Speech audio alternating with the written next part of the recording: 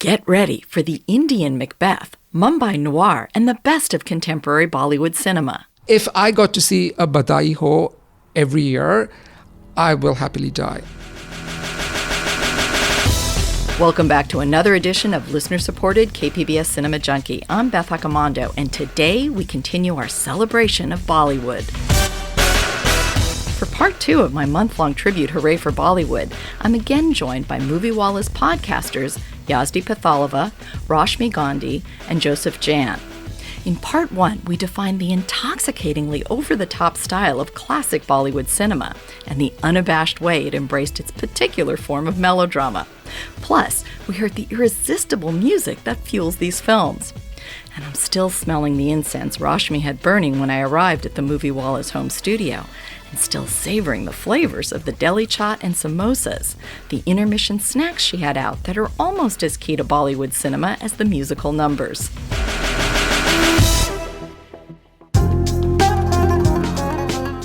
When you go to see a Bollywood film, it's an event. It takes a good chunk of your day and requires sustenance halfway through, since running times can be 3 or more hours. And that perfectly dovetails into a new feature of Cinema Junkie, which is the YouTube Geeky Gourmet videos. I'll have some Bollywood intermission snack videos, so you can plan your very own Bollywood night at home with food. In both the previous episode and this one, we're going to give you some suggestions for films to watch.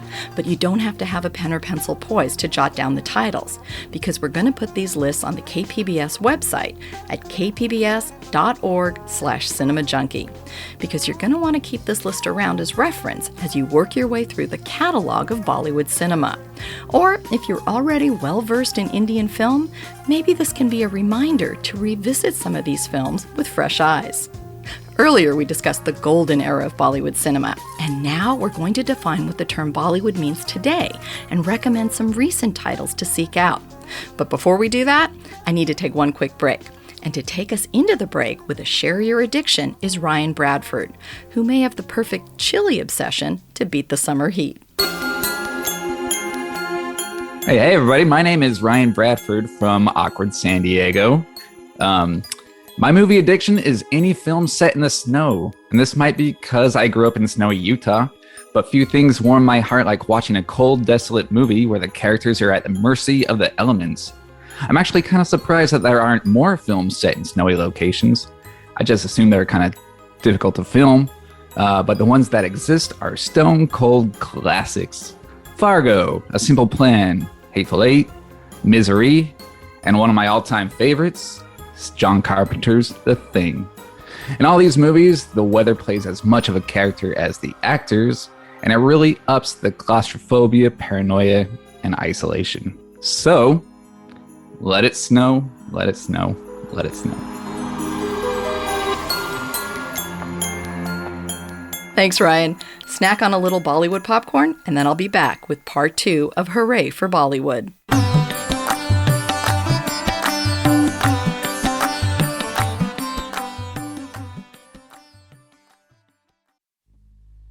Hi, I'm Steve Walsh, KPBS military and veteran reporter. American veterans, military families, and Afghan Americans are reacting to the crisis in Afghanistan. Hear their voices and participate in the discussion in an upcoming virtual event, Finding the Meaning from the War in Afghanistan, on Thursday, September 9th at 6 p.m. Details at kpbs.org/newsevents.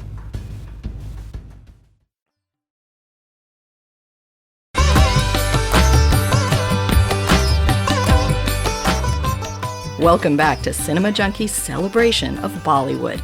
Let's pick up with Rashmi looking to what marked the end of Bollywood's golden era.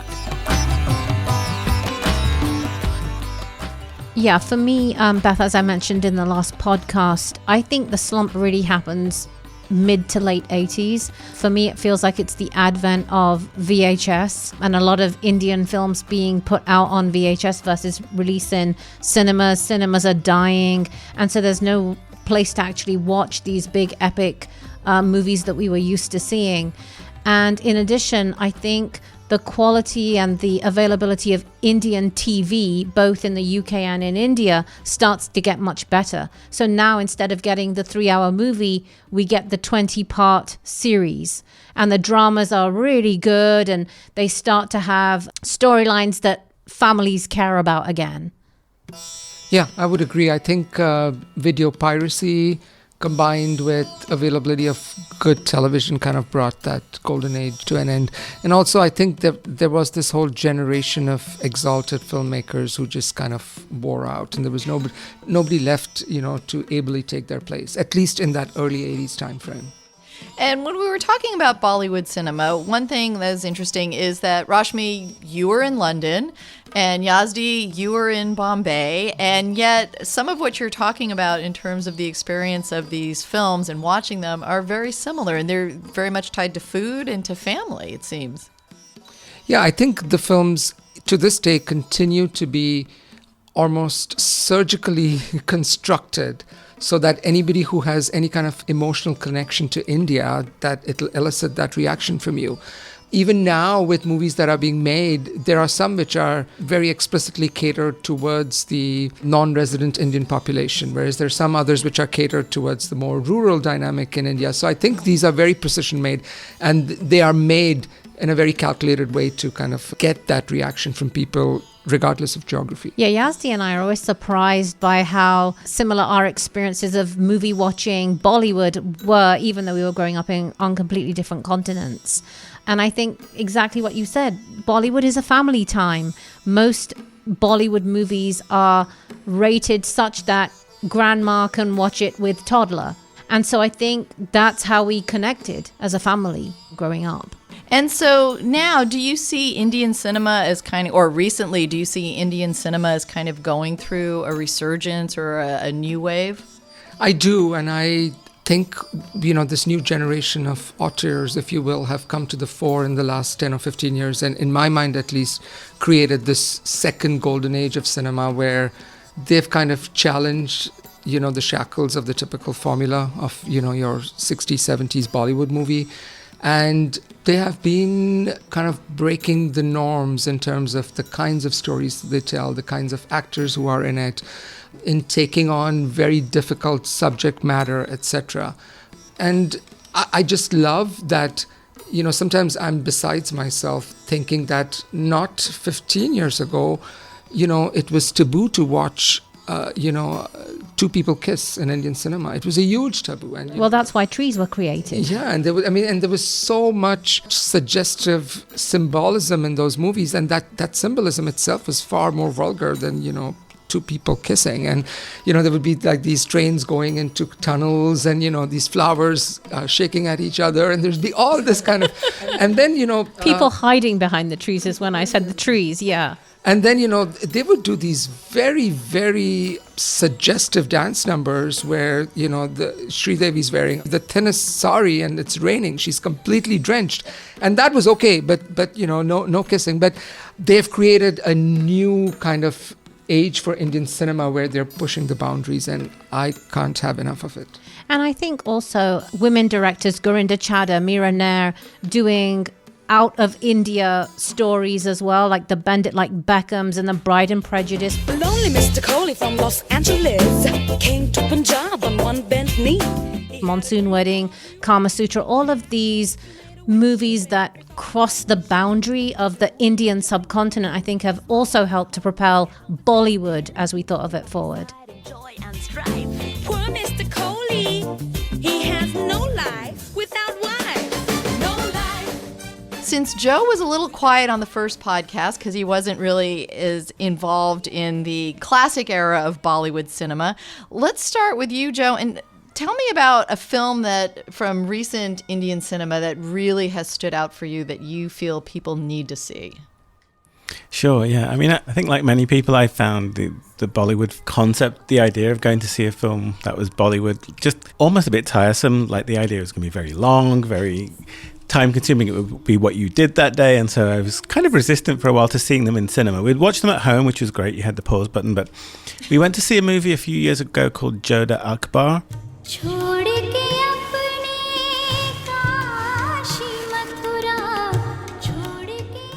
That was a huge, epic movie. They played it actually locally here in San Diego. There's a cinema in Poway that does play big Bollywood films. And I kind of went into it with eyes rolling, thinking, oh, here we go. It's going to be a big, all singing, all dancing Bollywood number. And it kind of was. 3 hours and 33 minutes in length. But I enjoyed every single moment of it. And I think one of the things that really worked well for me was just the scale of it. I think it's a very classic tale. It's a tale from history.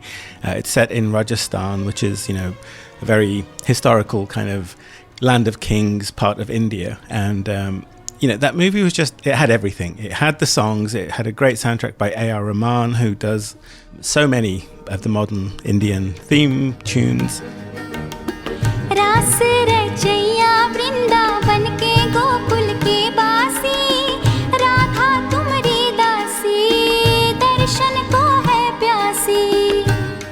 It wasn't necessarily an all singing, all dancing kind of Bollywood, but it was just very big in its themes, big battle scenes. Just for me, I think it reminded me that Bollywood could do big Hollywood blockbuster style things, which I think in my mind I had at the time. Most of them were kind of 70s, kind of slightly chintzy special effects that were a little suspect, and added sound effects and dubbing, things that didn't quite work for me, that felt very kind of cheap filmmaking. But this was big, it was epic, it was well produced, it was beautiful to look at, and just a stunning movie.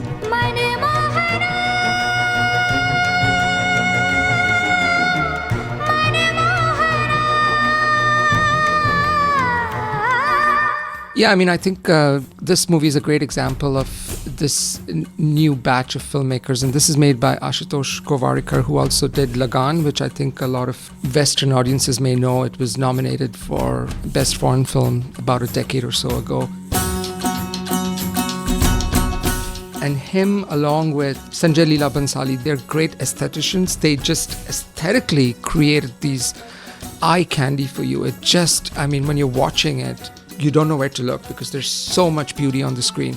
Part of it comes from their selection of ridiculously gorgeous actors. I'm like, where did they find them? It's genetically perfect. The glare of their faces is just too much to take. You got to kind of move your head away. But it's just amazing that this filmmaker has made a name for himself for the visuals they create.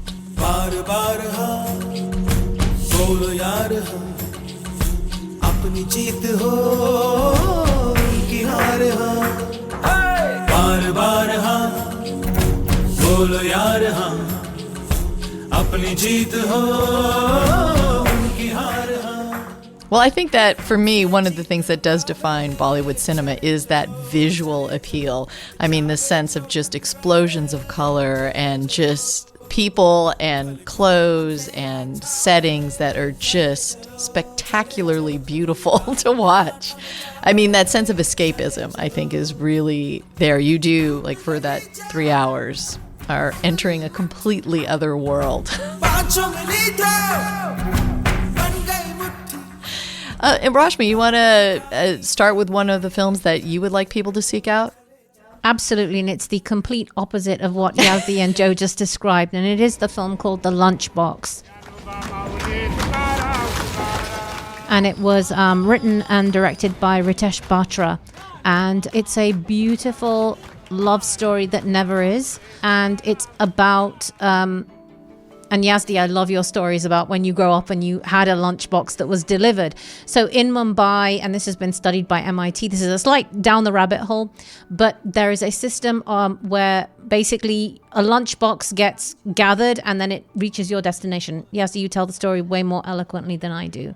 Yeah, I think it's probably listed in textbooks as one of the most complicated logistics ever handled for anything in the world. Within a period of 1 hour, because the moms and the cooks in the home will only have their food ready at 11 o'clock in the afternoon, and they want to make it hot so that it gets to the person at their office by noon. So within this 1 hour time frame, lunchboxes get picked up from everywhere around the city and they get delivered to the right person, and their rate of error is 0.0000, something ridiculous. So they almost never make a mistake. And so the story, The Lunchbox, is about that 0.00001 time that the lunchbox gets delivered to someone who it shouldn't go to, and what happens as a result.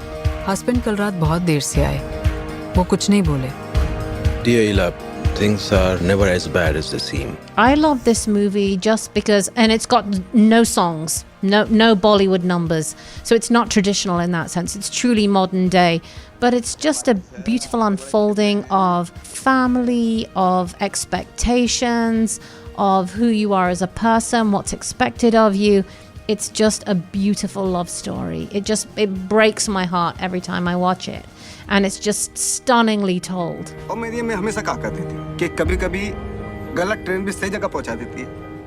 Yazdi, I know you have trouble paring down your list, but where would you like to start with your recommendations? I'm just going to mention a few movies which are all available on Netflix and Amazon Prime legally. So folks, whoever wants to make that first inroad into contemporary Indian cinema can pick any of them. So Jab We Met, Dil Dhadakne Do, Kapoor and Sons, Dil Chahta Hai, Three Idiots, and Andhadhun. Those are all on Netflix. And then Devdas, Padmavat, and Ye Jawani Hai Diwani are all on Amazon Prime. I would, without a doubt, recommend any of them to anybody, no matter what kind of background you're stepping into. Some of them are just amazing fairy tales, other ones are more contemporary settings, and some are full-out historicals, but they are all incredible in their own way. The one I want to pick to talk about is... Not from that list. It is from that list. I was going to say. Both of my movies are from that list. I have a hard time paring down, as we all do. But no, the one I want to pick is Dil Chahta Hai, which translates to What the Heart Wants. Dil chahta hai, kabhi na beete chamkile din. Dil chahta hai, hum na rahe kabhi yaaron ke bin. It was directed by Farhan Akhtar, who subsequently went on to direct many other movies, and he himself has been a lead actor in many movies since. But because he was, I think, maybe in his late 20s when he made this movie, when it came out, it was unlike anything you had seen in that it represented a more modern, a younger India. And it's the story of three friends who kind of are at certain crossroads of their individual lives and how they're kind of trying to navigate difficulties with contemporary India. It's so modern in its sensibility. You don't have that, sobbing, crying mom, trying to emotionally manipulate their sons. Instead, you have more understanding, more mature moms. The settings are more contemporary. And the whole thing just resonates with what felt to me like my story, like me growing up. There was an authenticity about it. And of course, doesn't hurt that, great actors in that particular movie. So it doesn't really break any new ground, but just by virtue of it being a recording of how the younger generation in India is living their lives and what their problems are, it just does a remarkable job. And gorgeous, gorgeous music.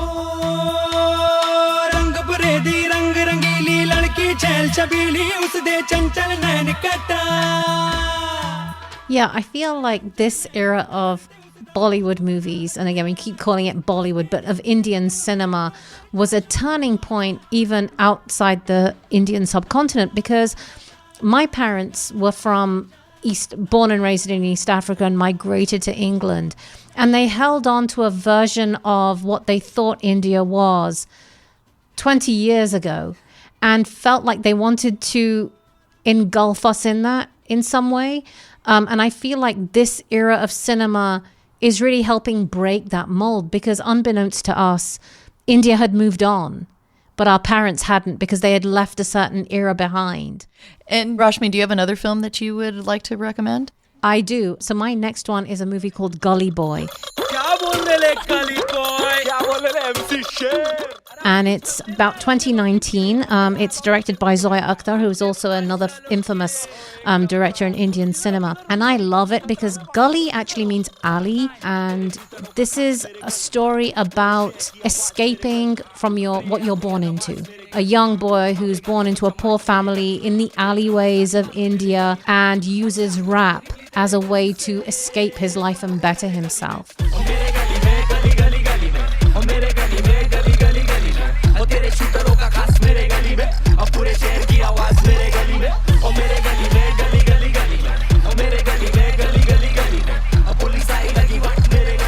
So it's got a great soundtrack. It's very modern in its sensibility and really, really well acted by Ranveer Singh, who has become like the #1 hero in Indian cinema. And Alia Bhatt also stars, and she's this fearless actress who covers all sorts of topics. Great story. I think I made Joe sit through this one. No, you did. It was brilliant. It was kind of like an Indian version of 8 Mile, but Yeah. good. But it was actually, it surprised me in so many ways, because I think, again, we have a very specific idea of what Indian music can be. And this showed us that there's rock in India, there's rap in India. Those kind of themes were surprising to me, even now, because, again, India has such a specific image that you conjure up when you think about Indian classical music or classical movies.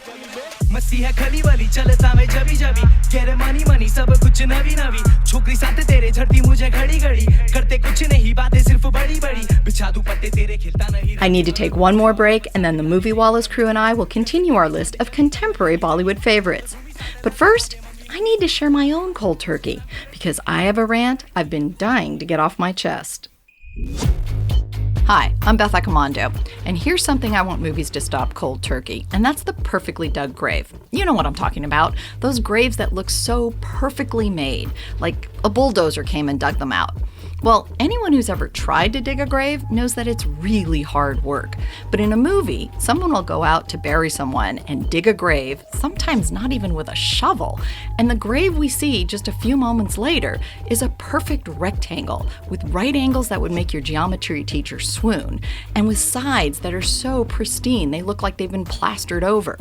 It's so frustrating to see that in a movie, because no matter how good the film is, it pulls me out of the film and makes me wonder, how did they do that?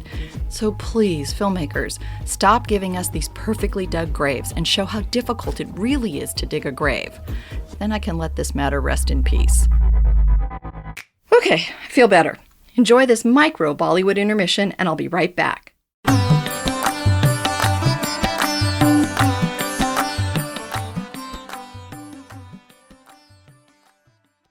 The wait is over. KPBS and our community partners are excited to announce the 2021 One Book, One San Diego selections. For our youngest readers, a picture book called All the Way to the Top. For tweens and teens, we've got When Stars Are Scattered. And for adults, Being Human. To learn more about these titles and upcoming One Book events, visit kpbs.org/onebook.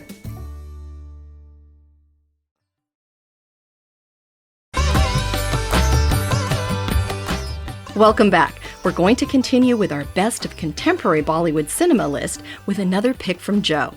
Yeah, my second pick is a movie called The White Tiger. This was released on Netflix last year. When you come to India, you'll meet hundreds of millions of servants like me. Driver, I'm sorry, what's your name? Sir, Balram, sir. Balram, I got it. No worries. Dude, seriously, I got it. It's a movie based on a book. It's superbly acted by a guy called Ardash Gaurav, who, to me, was possibly one of my favorite performances of all last year. I mean, I really feel that it's just such a well-done story. It covers so many themes of modern India, poverty, corruption. It's an Indian movie without music, so it's not based on movie, but it has this very epic feel to it. It's one of my favorite themes of any movies, which is, justice and injustice. And so I watched it and I was literally blown away and moved to tears by the end of the whole thing. So just a very powerful movie, available for anyone that has a Netflix subscription, and really run, see this movie. It's a century of the brown man and the yellow man, and God save everybody else. The way you're talking about the Indian films now and about the lack of music in some of them, or the way music is different. One of the films that I discovered a number of years ago, or a filmmaker too, is Ram Gopal Varma and Company. And one of the things that I really liked about it is, as a fan of film noir and grittier stuff, this is kind of what they refer to as Mumbai noir. So it's gangsters, and it's kind of this milieu that I'm familiar with and enjoy. And you still have the musical numbers, but they kind of try to integrate them in a more realistic manner. So they go to a cabaret or a club, and there's a number. But of course, the number is like on a stage that could never possibly fit in any club anywhere.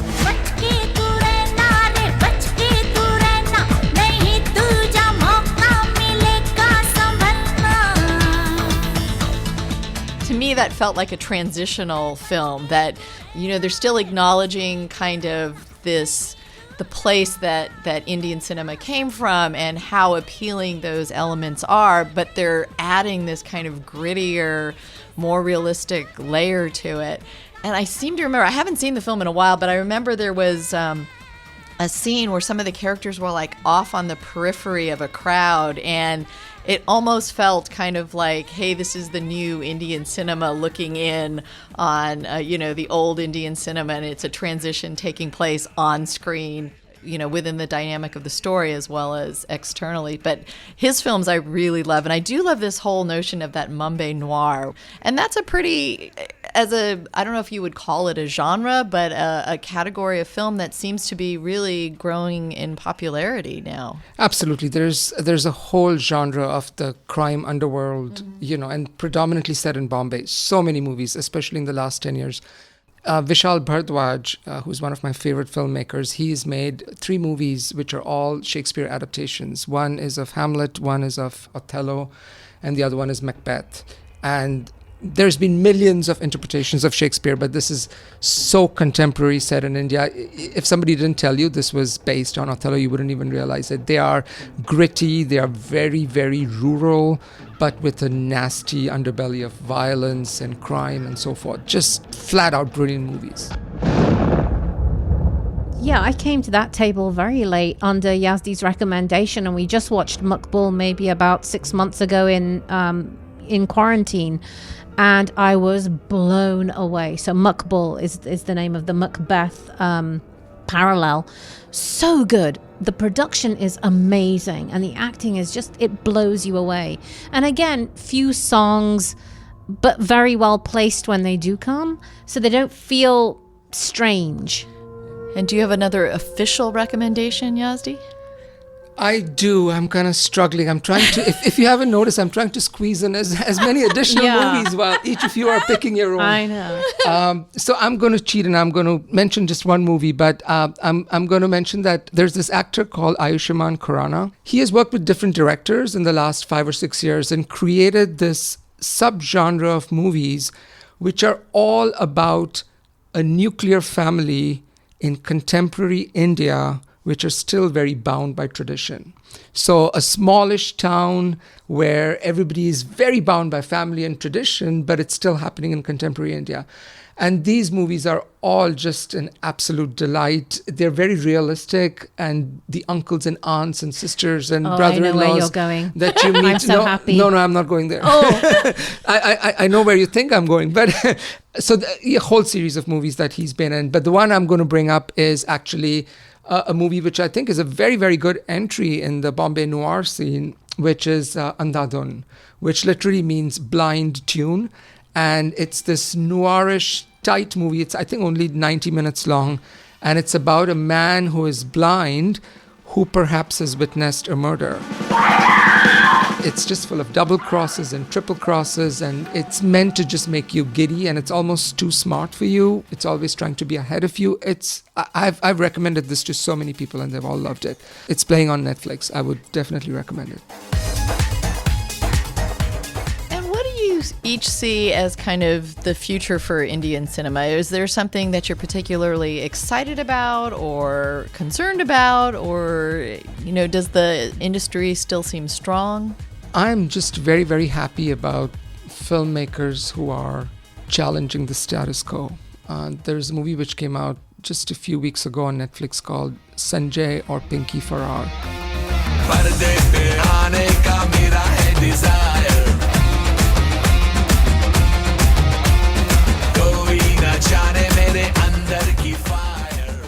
And that whole movie is an exercise of turning everything backwards, be it gender, being, what society expects of men versus women and all of this. And what just gives me a lot of hope is the writing. And when I watch, on one of our Moviewallas podcasts, we recently talked about the movie Paglayat, which Rashmi and I absolutely That's where I thought you were going earlier, yeah. Which we absolutely adore, but the writing in there is just so good. I feel like I am with that family, living with them, the kinds of things that they say.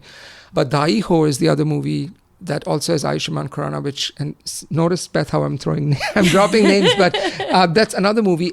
if I got to see a Badai Ho every year, I will happily die.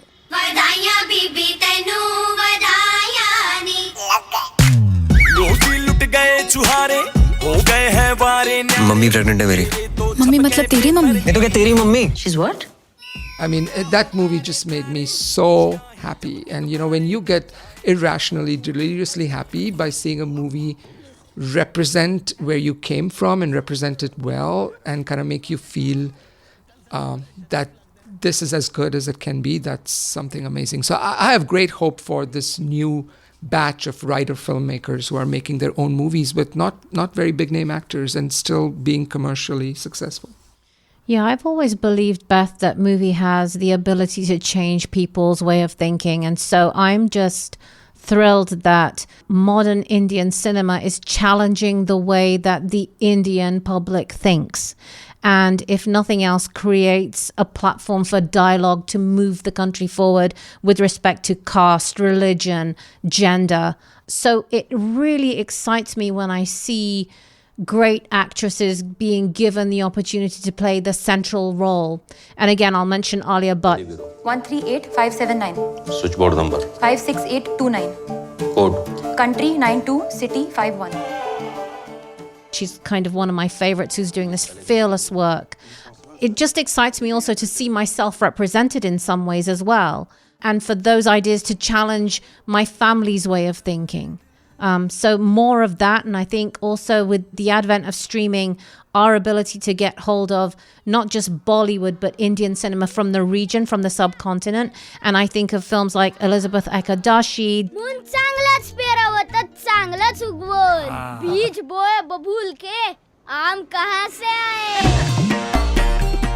Great movies where children play a central role, and it kind of shows what rural life is like outside of the major cities. So more of that will be fantastic. Yeah, I mean, I'm still waiting for Indian movie to have its, you know, what was the category of Chinese films that came out to hero, the wuxia genre of movies, that House of Flying Daggers, we had Crouching Tiger. We had that moment when, you know, the films from China and that part of Asia had their huge moment. So I'm still waiting for India to have that kind of moment where it crosses over into the mainstream consciousness. I still think that you have to go seek Indian movie right now.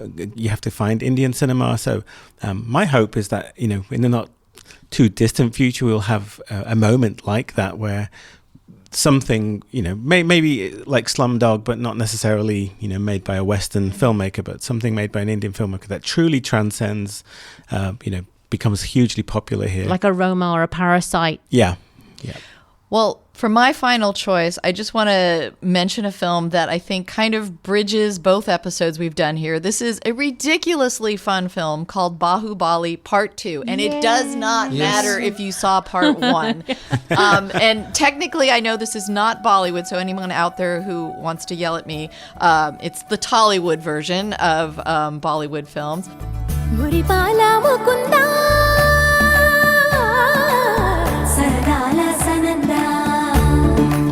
But this is a film that lovingly, kind of with this wink pays homage to the golden era of Bollywood, but with CGI and massive battles and even more gorgeous stars and costuming.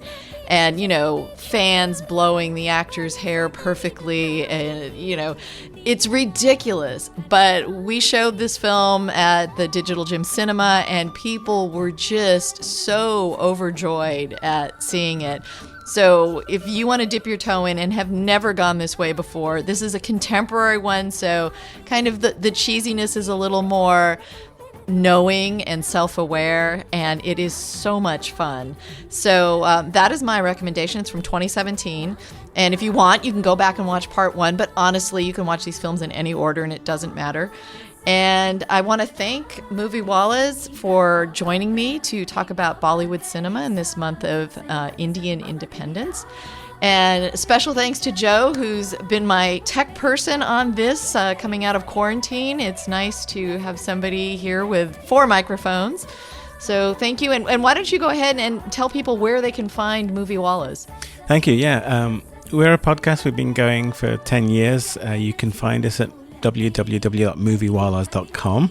But we're on all the good podcasting service, so Spotify, Apple Podcasts. Go to our website.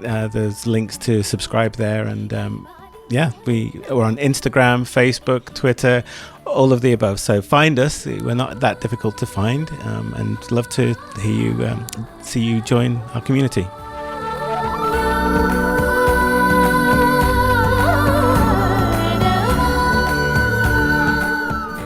That wraps another edition of KPBS listener-supported Cinema Junkie. I want to thank Moviewallas podcasters Yazdi Pithavala, Rashmi Gandhi, and Joseph Djan for their wonderful knowledge of Bollywood cinema and for their hospitality in hosting this recording of Cinema Junkie.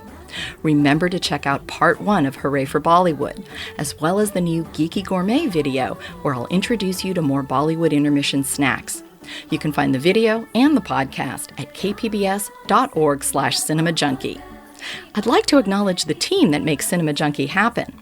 Podcast coordinator Kinsey Moreland, technical director Rebecca Chacon, and director of sound design Emily Jankowski. Coming up next, I look to representations of Asians on screen and speak with Destin Cretton, director of the new Marvel film Shang-Chi and the Legend of the Ten Rings. For thousands of years, the Ten Rings gave our family legendary power. And you can find out what part I played in Destin becoming a filmmaker. So till our next film fix, I'm Beth Accomando, your resident cinema junkie.